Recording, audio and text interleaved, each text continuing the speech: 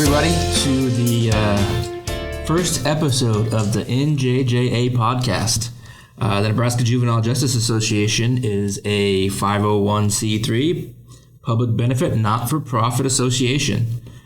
The mission of the Nebraska Juvenile Justice Association is to improve services to youth in the juvenile justice system by serving as a resource for collaboration, leadership development, and education for juvenile justice system professionals. Okay, to get started here with our episode 1, we have a long list of president, past president. I'm not going to lie, I feel a little insignificant today. We have Gary Brullier, who is the current president. We have Mike Wren, who is the past president. And we have Jim Bennett, who's a past president. We have Rico Zavala, myself, who has never been president. Let's start with some introductions here, guys. Jim, you want to go first? You bet. Jim Bennett. I'm currently the coordinator for Lincoln Teammates here in Lincoln, Nebraska. So Teammates is a regional mentoring program that we have in Nebraska and Iowa. I run the Lincoln branch of Teammates. Jim, how long have you been with NJJA? Oh, I think it's been 8 or 9 years. Mike, do you know? I have been on the board for 10 years, so I think you're probably about 8. Yeah, probably 8. Yep, Mike brought me on 8 years ago. Mike. Yes. Go ahead. Tell us a little bit about yourself. Mike Wren. I am a restorative practices specialist with Lincoln Public Schools.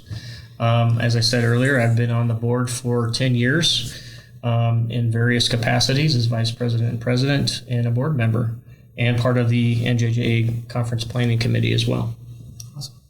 And last but not least, Gary Brullier. Hi, I'm Gary, and I am with the Sarpy County Attorney's Office. I'm a juvenile prosecutor there. I have been for longer than I'd care to admit. Been with the board for approximately 10 years. Not really sure. I know Mike and Jim were, I can't remember if you were on the board or not. Anyway, about 10 years. All right, and then that leads us to me. I've been on the board, Rico. I've been on the board for almost 3 years now. Currently, I am the service director at Cedars Youth Services. I've been there for almost 15 years. I get the great opportunity of being the service director there and overseeing a number of our programs, but specifically our juvenile justice services. So I've enjoyed my time here on the board and looking forward to our podcast today. Behind the scenes, obviously, we have Tracy, who is working the board over there, who gets the task of chopping this up when we're done. Good luck. And our leader, Tom McBride over here, serves as our executive director. So let's just get started. Should we just jump in? Just jump in, huh? Yeah. All right, perfect. Let's go. Mike, we'll start with you. Okay. When did you learn about NJJA and how did that come about? So I actually returned I was in grad school and was a therapist at a residential treatment center in Kansas City and returned to Lincoln in 2001 and worked and took a job with the, it used to be called the Child Guidance Center. Now I think it's called Hope Spoke. And in my role there, I became known to the NJJA from some colleagues at work who attended the annual conference. And back then it was in Grand Island. And so I decided I would go and check it out and see what it was all about. And then from that point on, I attended probably an additional 2 or 3 conferences and then came onto the board in 2009, 2010 as an invitation of something to get more involved with juvenile justice because my role as a therapist, I was more involved with juvenile justice youth. I was doing OJS evaluations back then. So that's how I come to know about NJJA. And really what brought me into the association is that I wanted to learn more about what NJJA did. It was a great opportunity to meet other providers in the state that I have had come in contact at one point or another and see what other services were available to the juveniles in the state. Yeah, sure. Jim? Yeah. What about you? How did you first learn about NJJA and what excited you to become a board member? You know, when you were talking to Mike about this, I was thinking back to those first conferences in Grand Island, Nebraska that I'd go to on an annual basis and just got real interested in the work that NJ was doing. And that conference is a good, it kind of kickstarts a lot of people into finding out more about NJJA because that's what they've been known for is that really great annual conference that would, like I said, was in Grand Island. So would go to that for years, knew a lot of the board members. At the time I was working at the Pathfinder program it's in our juvenile detention center. It's a school in the detention center there. And would go on an annual basis. And then Mike, as you heard, Mike worked there as well. And we talked, and at the time they needed somebody from education on the board. And back then the board looked a little bit different than it does today. But was introduced me to it, and I got on the board with Mike's recommendation. So that was my introduction to it, and really been thrilled with watching it progress over these past 8 years. It's really changed quite a bit. Used to be a board ran organization. We then went to an executive director, and then our second executive director was Tom here. And so now we have communications people on board. We're talking about potentially even expanding. So there's just a lot of growth in the past 8 years, and just really glad to be a part of it. That's something that I definitely hope that we get to, and we have time to do that, is talk about the involvement of NJJA from beginning to current state. Two things I've heard, or one thing I've heard from both of you guys that I hope we also get to is our conference. Our conference is one of the, probably our biggest and most enjoyable. Definitely well known for it. Yes, definitely a fun event to be a part of. But before we move on, I definitely want to hear from Gary as well, and his history and how he got to know NJJA and kind of what excites him about being on the board. Excuse me. I had got to know one of our board members, a former board member, Doug Kramer, when I was practicing in Kearney many years ago. And then I moved to Bellevue, was practicing there, and then joined the Sarpy County Attorney's Office. And sometime after that, Doug, I think maybe we bumped into each other at a conference, like Jim mentioned, in Grand Island, and Doug invited me to check the board out, and been fortunate and honored to be involved ever since. Awesome. I remember when I was fresh out of college and I first learned about NJJA and how much I appreciated what everybody was doing and what the overall philosophy of the whole association was. I attended almost every conference I possibly could as a direct care staff member, and now to be sitting on the board as vice president, it's a pretty cool feeling to have. And now that I get to work with you fine gentlemen, and then obviously He remains old. and obviously be you got to be nice to your elders, but also we all get to learn under Tom too, which is always a nice caveat. So, but one of the things that we talked about was how far we've come as an organization, and my short time of being on the board, we've made leaps and bounds, but I can't imagine where it's come from the beginning, from day one of NJJA.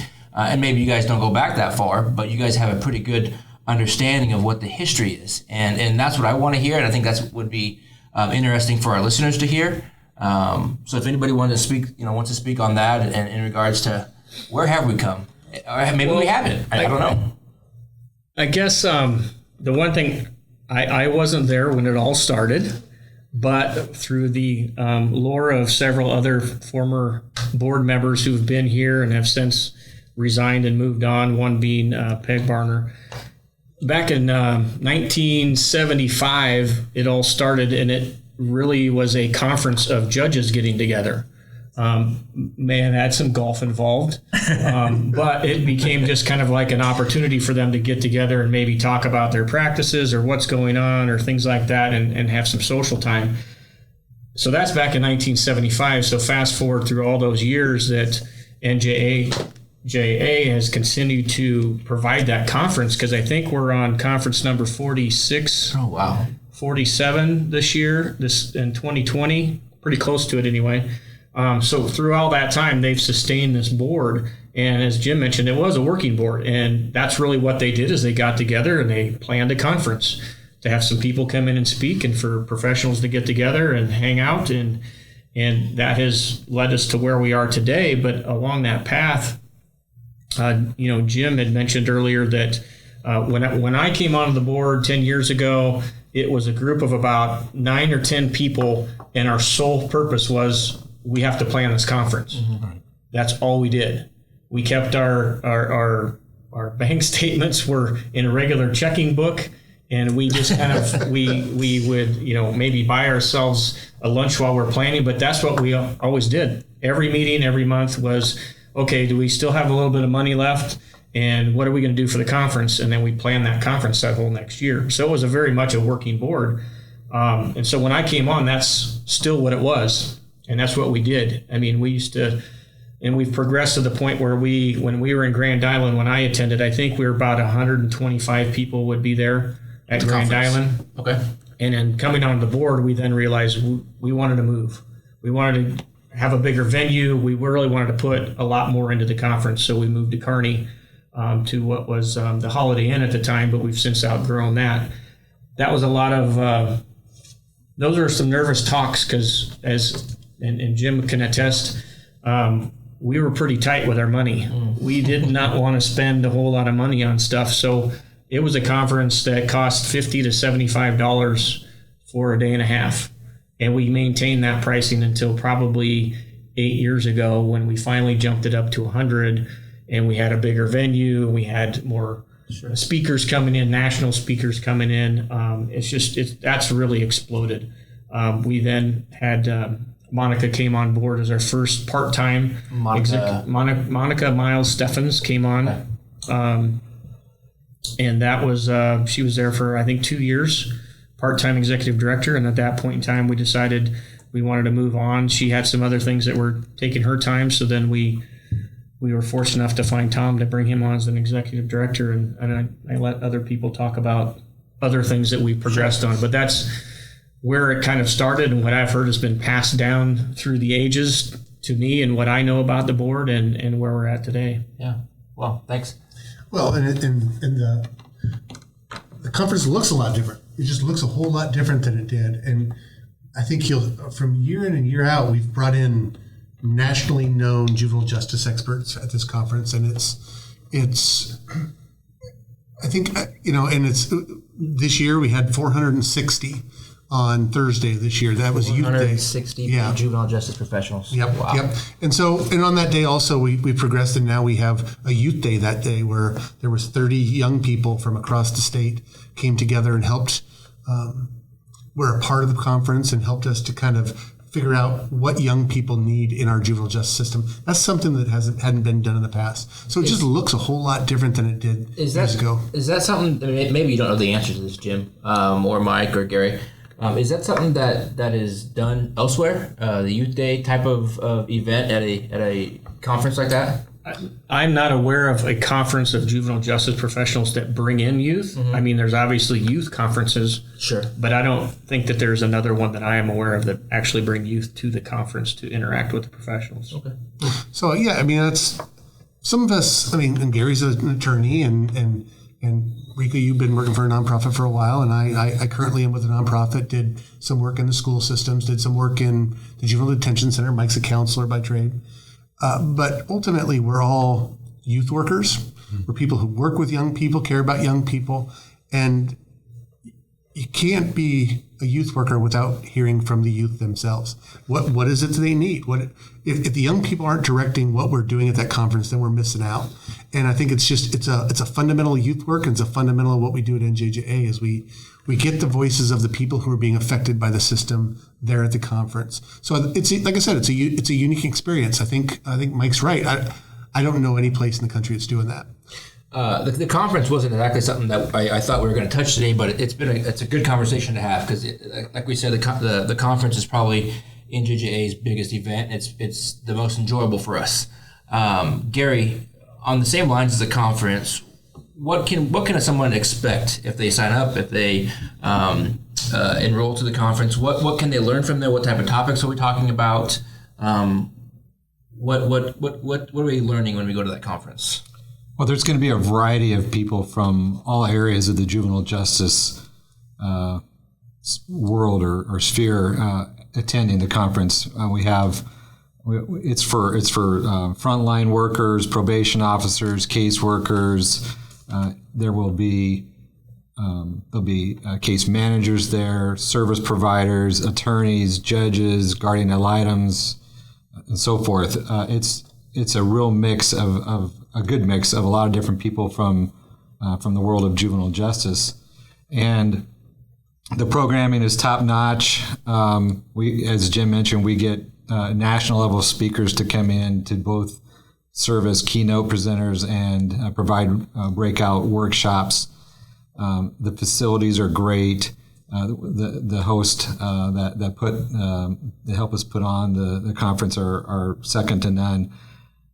The education is great. The training's great. But I think really the best thing that people can expect is just 3 days where the atmosphere is all about what's in the best interest of juveniles in our state system, and what can be done to improve their situation, what can be done to improve how we do our jobs within that world, and it's just a great atmosphere of collegiality within the professionals. I don't think I could recommend it too strongly enough. However that expression goes.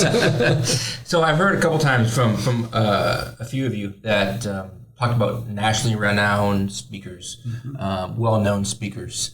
I think we can talk about some of our past speakers and kind of give a sense of just how large some of these speakers are and how well-known they are. So can somebody give me maybe an example of who we had talk and go from there and maybe give them a little plug and give them a thank you for coming to the conference? Well, you guys can add them to the list, but a few that stick out for me. One would be Judge Teskey out of Georgia. That was actually coming back to Nebraska this week. Coming back. I'm excited about. Coming back. Yeah. That was we had Father Boyle 2 years ago. Father Boyle, one of my favorites. Right, from Homeboy Industries. I think Shea Bilchek from the Center for Juvenile Justice Reform at Georgetown's McCourt School of Law, I think was a big year for us. He's leading the nation in reforming juvenile justice, him along with others. Robert F. Kennedy National Resource Center, they're doing a lot of work in our state and are huge. Have been huge for our state and have had a presence at our conference as well. So I think those are some that just come to mind. If you have any others that you can think of. Does anybody else find it funny when Jim said Homeboy Industries? I think how smooth that came out. Yeah, Jim is a homeboy. Yeah, definitely. Okay, this is going to go back to when this conference was way back in Grand Island. So Erin Gruelle was here, and she was the teacher, and she wrote the book Freedom Riders, and the movie Freedom Riders was about her. So she had come and actually spoke about her journey and the book that she wrote and the kids that she had contact with. So that was really an interesting conversation. Jerry Tello was from a good one. 2 years ago, I think. Get past 5 years and I forget people's names. Right. How long have you been on the board again?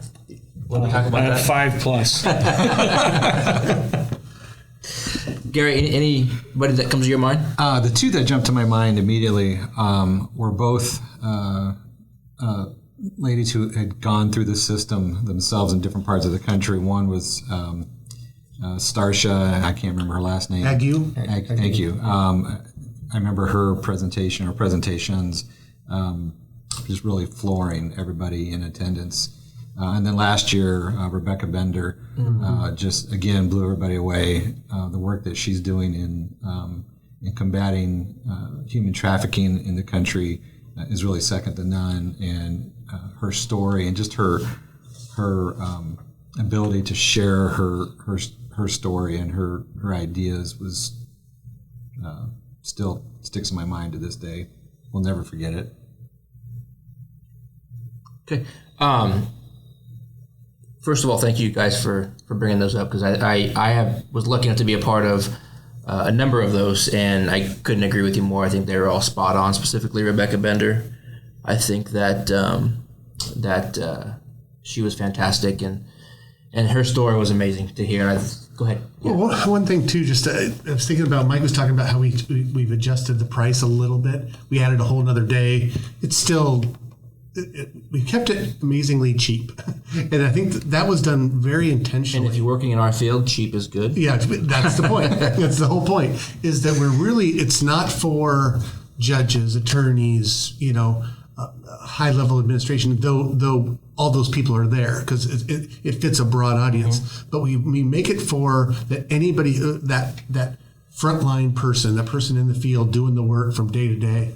We always make it so that person can come and get tools and take those back into the field and do better work with young people. So I think we try to make it that real broad audience. So everybody was able to get something out of Father Boyle, Judge Teskey, Jerry Teo, all those people we spoke about. Starsha was amazing when she came and then later went on to work with the Obama administration.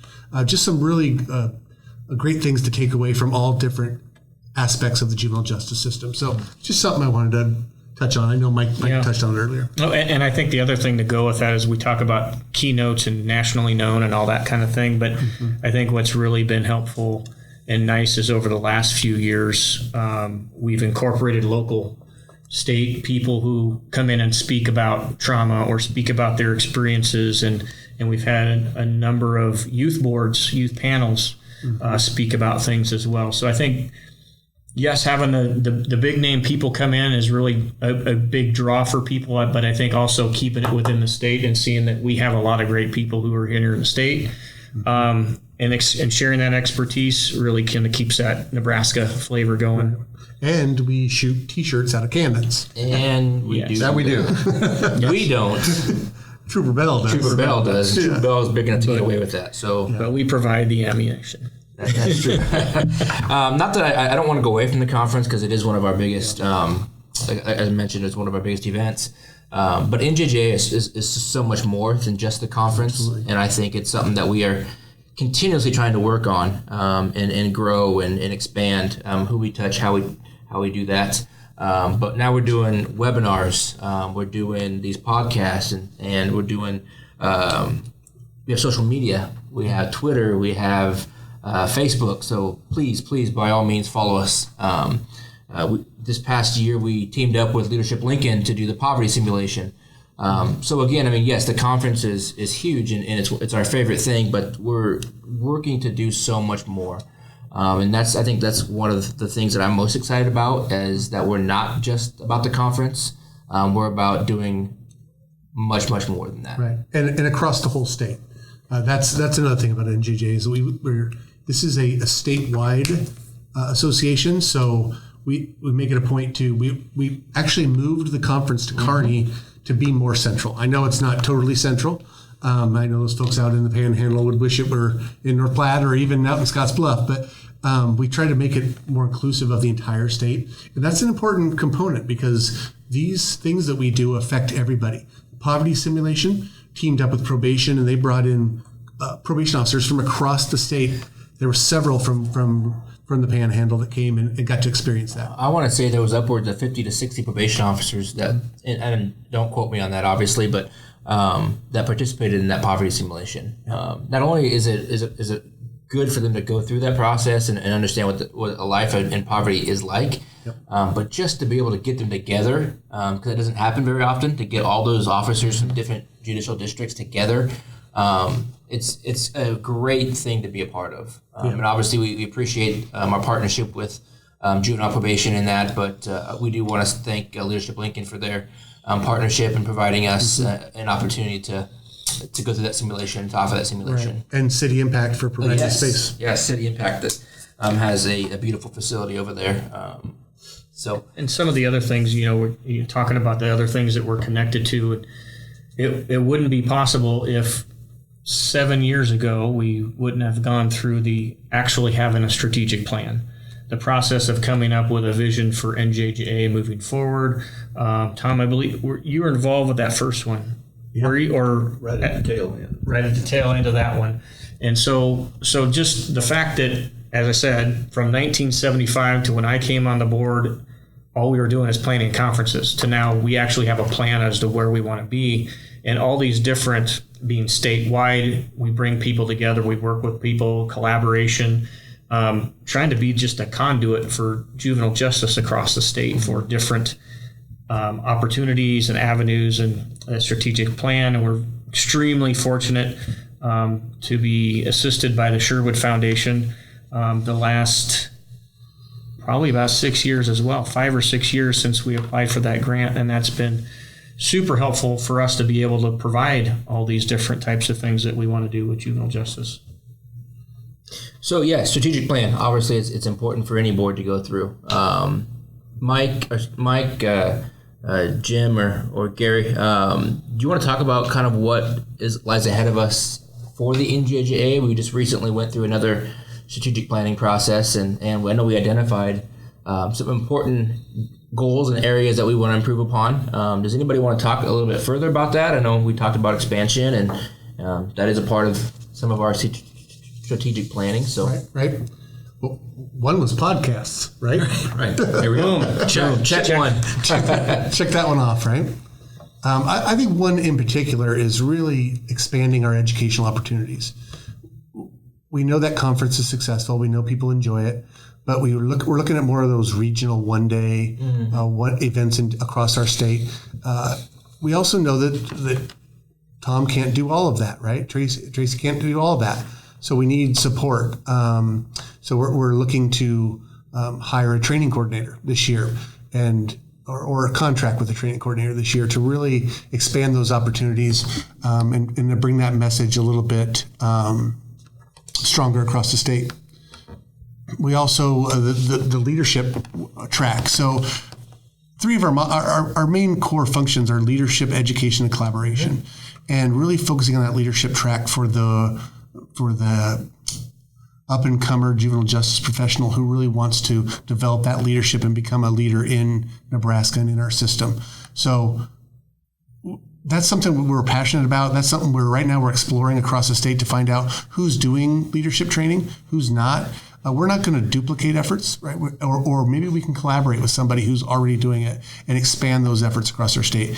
The thing about NJJA is not about going out and doing all the work. Mm-hmm. It's bringing people together and doing the work smarter as well. Well, I think that's where we're so lucky in Nebraska is that we have so many people that are invested in our young people and that want to work with Nebraska Juvenile Justice Association. So by all means, we're going to collaborate and contact and work with them as much as we possibly can because we're only so smart, guys. There's people out there a heck of a lot smarter than us. That's for sure. Okay, so moving on. What do you see us doing next? I mean, we talked a little bit about, we're doing podcasts now and all that stuff, but is there anything in the immediate future? I know we have a lot of goals, a lot of hopes, but what else is out there that we can immediately do? And if nothing, maybe it's a process and maybe we're still growing and learning from where we are now. Well, this kind of backtracks a little bit into the things that we are doing now, and it's something that I think I would assume we're going to continue to want to do in the future and maybe expand a little bit.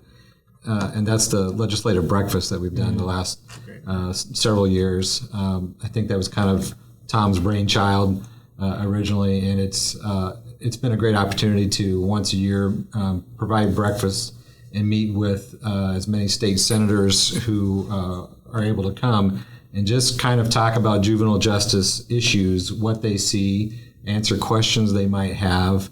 We're not a lobbying organization. We try to remain neutral on issues, and we just try to be really informative and well-versed on juvenile justice issues, since that's what we do, and therefore be able to be a contact for people like state senators or legislative aides or so forth.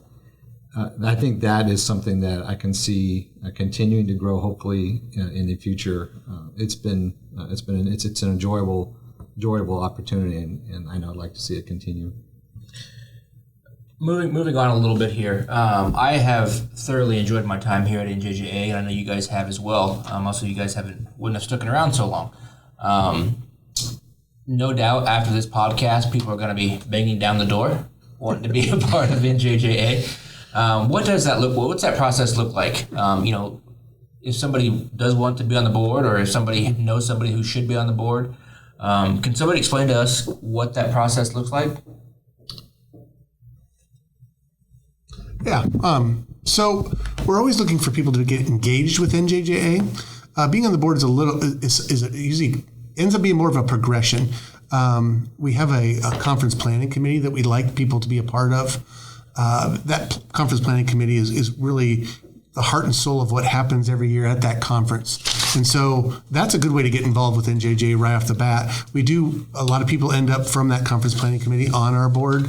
It just all depends. We have a nomination committee, but if people are interested in getting involved, it can't hurt to reach out. You can go to our website. You can look for contact information. That's probably the best place to start.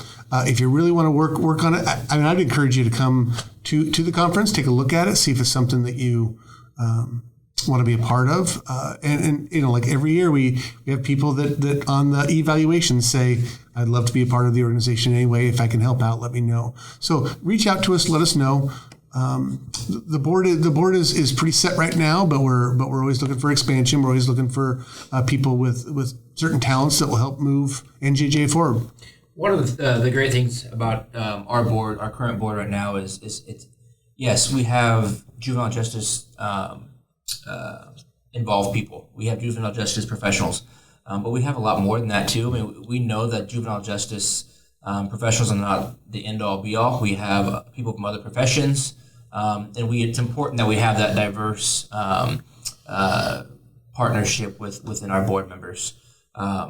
So we want to make sure that continues. Like Jim said, if you have any questions, by all means, check us out on Facebook, Twitter, and reach out and pose a question, and we'll make sure we get back to you as soon as we possibly can. One of the other ways that we make sure that we stay in touch with people is our website.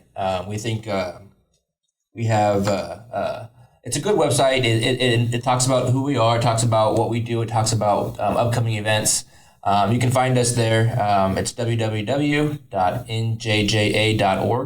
There's also ways to contact us via the website. So by all means, please visit us, and we'll make sure that we get back to you in a reasonable fashion. I think, should we wrap it up, guys? Sounds good. Anything else that we want to get to? Oh. Okay. In closing, yes, important notes moving forward with this podcast. Next month, we are focusing on JDI, which is the Juvenile Detention Alternative Initiative. That's set for October and November. We're going to have a legislative overview. Hopefully, if we can work our magic, maybe even get some state senators in here. In December, we're looking at highlighting some of our providers in the community, maybe here in Lincoln, but even maybe abroad or outside of the city limits. In January, we're looking at the Juvenile Justice Institute and Dr. Ann Hobbs' Mentors program. I'm not sure if you guys are familiar with that program or not, but it is really, really neat. But in closing, as you know, we're going to continue our series of podcasts. Please make sure you check out the website, check out Twitter, Facebook to follow us. All of our information is going to be put out on there. We can't let things go. We can't let this go by without, again, thanking the Sherwood Foundation. Their support has been instrumental in what we've been able to do in the growth process that NJJA has been able to go through. So thank you to the Sherwood Foundation. We look forward to coming back with you next month. We'll bring out some more energizing figures to talk to. But again, one more time, NJJA Annual Conference. We'll be at the Yunes Conference Center in Kearney on May 6th, 7th, and 8th of 2020. Look forward to seeing you all there, and we're signing off. Thanks, everybody.